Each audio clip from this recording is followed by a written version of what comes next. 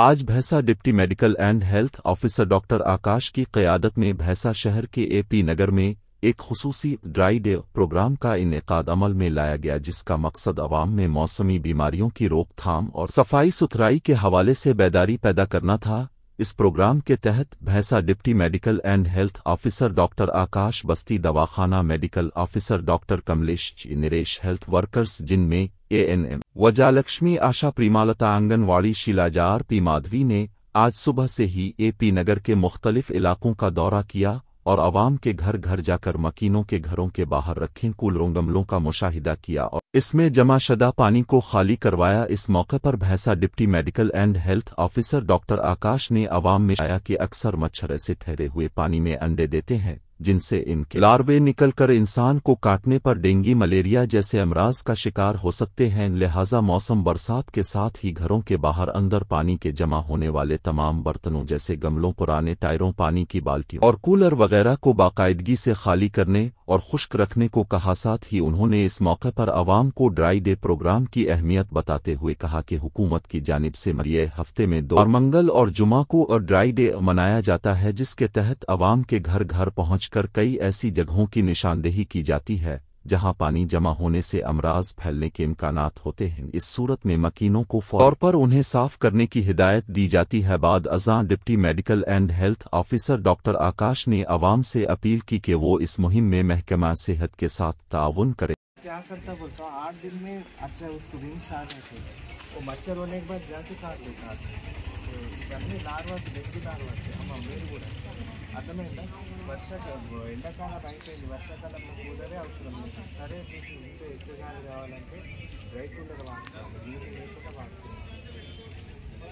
ఈ లార్వాలు అన్నట్టు మీకు చెప్పాను, మీ గ్లోబల్ లీడర్లకు అందరికీ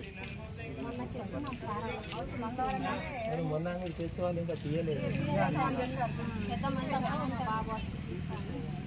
వాళ్ళు తీయకుండా పడుతుంది అంటే మన లాస్ట్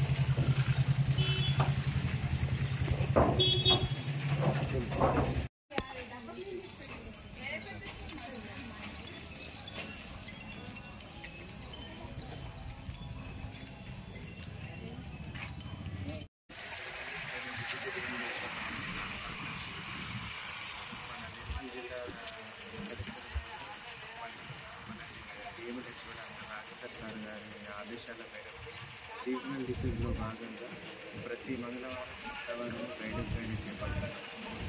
నేను ఈరోజు సడన్గా ఏపీ నగర్లో ఇన్స్పెక్షన్ చేయడం జరిగింది. ఇప్పటివరకు మేము ఒక 10 హౌజెస్ తిరిగినాము. 10 హౌజెస్లో ఒక 10 breeding points, 10 to 15 breeding points మేము బ్రేక్అవుట్ చేయడం జరిగింది.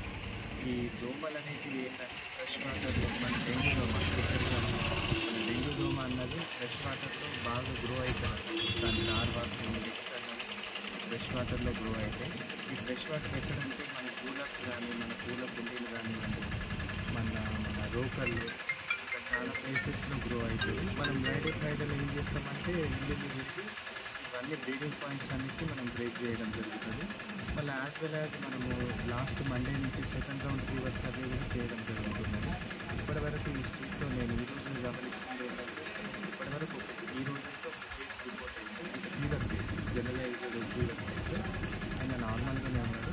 మన ఏరియా హాస్పిటల్కి రక్త పరీక్షల కోసం మేము పంపించినాము.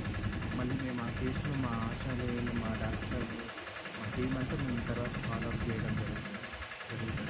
నేను కోరుకునేది ఒకటి ఏంటంటే కొంచెం ఈ ఫీవర్స్, ఇది వైరల్ సీజన్ కాబట్టి కొంచెం జాగ్రత్తగా ఉండండి, అప్రమత్తంగా ఉండండి.